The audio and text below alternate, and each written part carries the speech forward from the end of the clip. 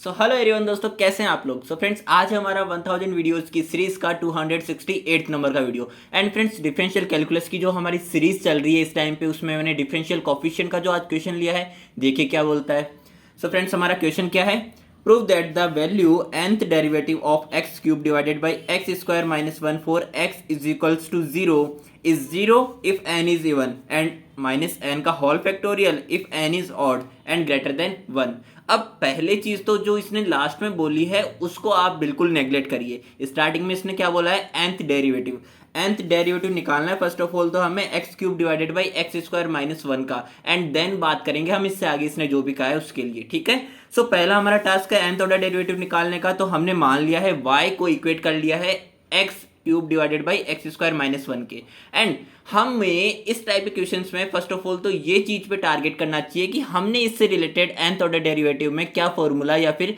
क्या कॉन्सेप्ट पढ़ा है। तो देखो हमारे पास में वन अपॉन में ए एक्स प्लस बी के nth ऑर्डर डेरिवेटिव का फॉर्मूला निकालने के लिए हमने पढ़ रखा है। बट यहाँ पे इसको हमें फर्स्ट ऑफ ऑल उस फॉर्म में कन्वर्ट करना पड़ेगा, एंड देन हम बात कर सकते हैं कि वन अपॉन में ए एक्स प्लस बी का फॉर्मूला क्या होता है, ठीक है। सो देखिए यहाँ पे मैंने वन अपॉन में ए एक्स प्लस बी की इस फॉर्म में कन्वर्ट करने के लिए यूज लिया है पार्शियल फ्रैक्शन मेथड को। सो पार्शियल फ्रैक्शन मेथड में X cube divided by x square minus one को फर्स्ट स्टेप में हम एक्स स्क्वायर माइनस वन को सिंप्लीफाई कर सकते हैं। कैसे? X minus one multiplication X plus one, A square minus B square का जो हमारा फॉर्मूला होता है A minus B and A plus B का, ठीक है, उससे।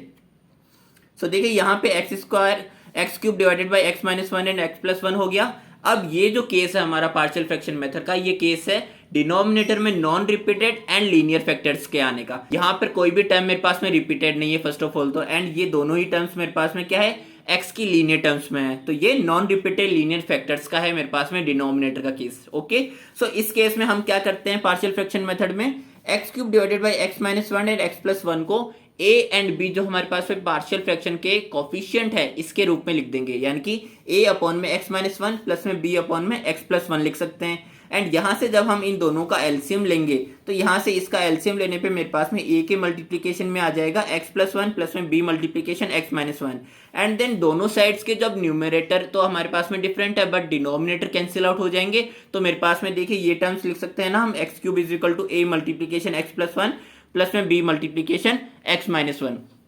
अब यहां से हमें ए एंड बी की वैल्यूज को निकालना है। सो ए एंड बी की वैल्यूज को हम इस तरह से निकाल लेंगे कि जब मेरे पास एक्स की वैल्यू को मैं अज्यूम करूं तो एक्स की वन वैल्यू अज्यूम करने के बाद में मेरे पास में एक टर्म मेरे पास पूरा जीरो हो जाए। यानी कि अगर मैं कहूं कि x is equal to minus one रखूं तो मेरे पास में x plus one is equal to zero अगर हम देखते हैं तो मेरे पास में x is equal to minus one रखने पे ही एक्स प्लस वन जीरो हो रहा है ना। तो यहां से मेरे पास में ये पूरा टर्म जीरो हो रहा है, और इस पूरे टर्म के जीरो होने का मतलब है कि मैं बी की वैल्यू को फाइंड आउट कर सकता हूं यहाँ पे x is equal to minus one रख के। तो यहां से देखिए जब हम माइनस वन का होल क्यूब करेंगे तो मेरे पास माइनस वन आएगा, एंड यहां से माइनस वन मेरे पास माइनस टू हो जाएगा multiplication b as it is, जहां से मेरे पास बी की वैल्यू कंक्लूड हो जाती है क्या, वन बाई टू, ठीक है। अब यहां से सेकंड चीज हम बात करते हैं बी की वैल्यू निकालने के लिए, सॉरी ए की वैल्यू निकालने के लिए, क्योंकि हम बी की वैल्यू तो ऑलरेडी फाइंड आउट कर चुके हैं। तो ए की वैल्यू देखिए हम किस तरह से निकालेंगे कि हमारे पास में जो बी का टर्म है उसको हम जीरो बना के, यानी कि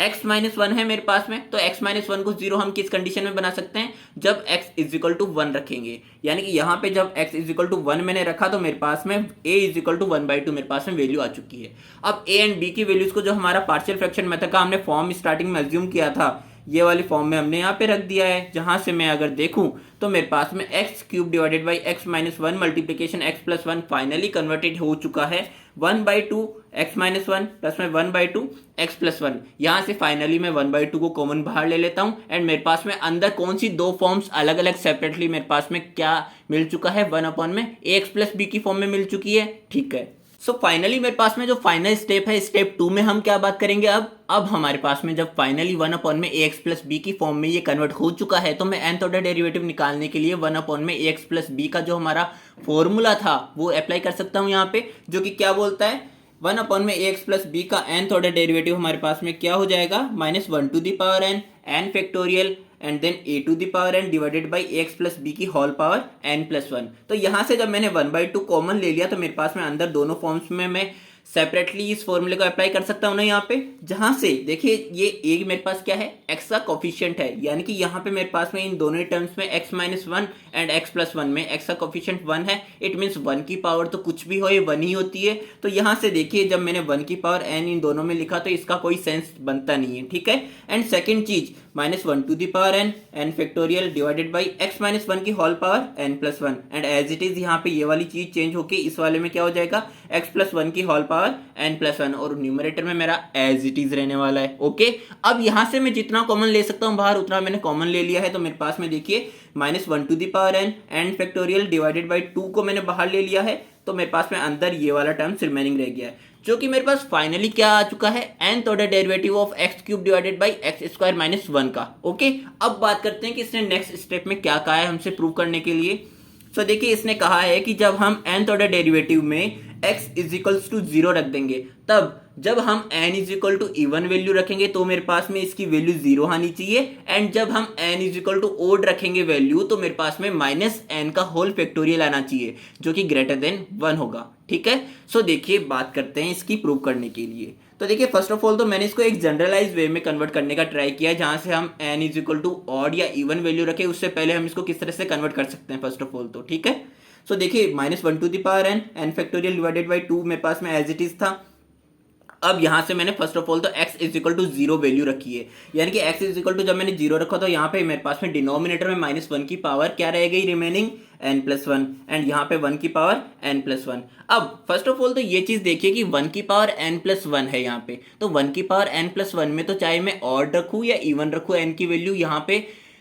1 की पावर n तो मेरे पास में 1 ही आने वाली है ना हमेशा के लिए, ठीक है। तो इसको मैंने यहाँ पे सिंप्लीफाई करके 1 लिख दिया सिंपली, एंड ये -1 की पावर n प्लस वन को मैं एक बार के लिए न्यूमरेटर में ले जाके लिख दिया है, यानी कि -1 की whole power minus of n plus one लिख दिया है। ओके, सो देखिए यहाँ से फाइनली मेरे पास में जो y था, यानी कि y का nth ऑर्डर डेरिवेटिव जो हमने निकाला था वो कन्वर्ट हो चुका है -1 to the whole power n factorial divided by 2 and -1 की whole power minus of n plus one plus में 1। अब हम ट्राई करते हैं n की वैल्यू इवन रख के कि हमारे पास में जो इसने कहा है वो कंडीशन फुलफिल हो रही है या फिर नहीं। तो यहाँ पे मैंने एग्जांपल के लिए n is equal to even यानी कि n इज इक्वल टू 2 मैंने रखने के लिए यहाँ पे ट्राई किया है। सो n इज इक्वल टू 2 जब मैंने रखा तो मेरे पास में जहाँ जहाँ पे n है वहाँ पे मैंने n is equal to 2 put किया है, यानी कि y2 इज इक्वल टू मेरे पास में क्या आ गया, -1 का whole square 2 factorial divided by 2 and -1 की whole power minus of n plus one था, तो यहाँ पे n इज इक्वल टू 2 रखने पे 3 हो गया, यानी कि -1 की होल पावर क्या हो गई,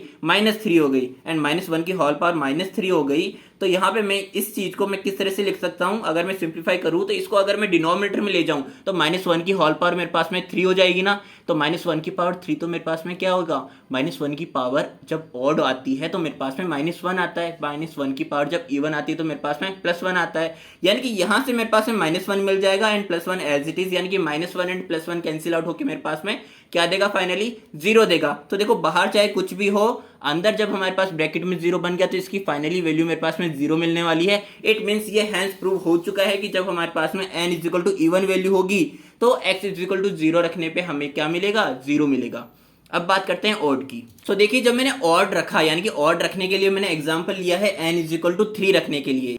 यहाँ पे जब हम n इज इक्वल टू 3 रखेंगे तो y ऑफ 3 मेरे पास में क्या हो जाएगा, देखिए हमारे पास में n जहाँ जहाँ पे वहाँ पे मैंने 3 रखा है तो -1 की पावर 3 हो जाएगी, 3 फैक्टोरियल डिवाइडेड बाई 2 एंड -1 की होल पावर n प्लस 1 हो जाएगी डिनोमिनेटर में। तो देखिए यहाँ पे जब मैं n इज इक्वल टू 3 रखता हूँ तो 3 + 1 मेरे पास 4 हो जाएगा, यानी कि -1 की होल पावर क्या आ गई मेरे पास में, इवन आ गई, यानी कि -1 की पावर इवन क्या आ जाएगा, +1 आ जाएगा। तो देखो +1 आने के कारण ये वाला मेरे पास में +1, यानी कि 1 + 1 मेरे पास में 2 आ जाना है, एंड 2 से ये 2 कैंसिल आउट हो जाएगा, जिससे कि मैं क्या लिख सकता हूं, देखो यहाँ पे एक चीज देखिएगा, यहाँ पे बाहर जो -1 की होल पावर मेरे पास 3 है एंड 3 का फैक्टोरियल है, तो -1 की पावर कितनी है, 3 है, और 3 का ही फैक्टोरियल है, यानी कि 3 × 2 × 1 3 ही है मेरे पास टर्म, एंड -1 की पावर भी कितनी है, 3 है। तो मैं -1 को 3 बार इन तीनों के साथ में अटैच करके लिख सकता हूं ना, यानी कि मैं क्या लिख सकता हूं, -3 का होल फैक्टोरियल यहां से लिख सकता हूं, ठीक है। इसमें किसी तरह का डाउट नहीं होना चाहिए।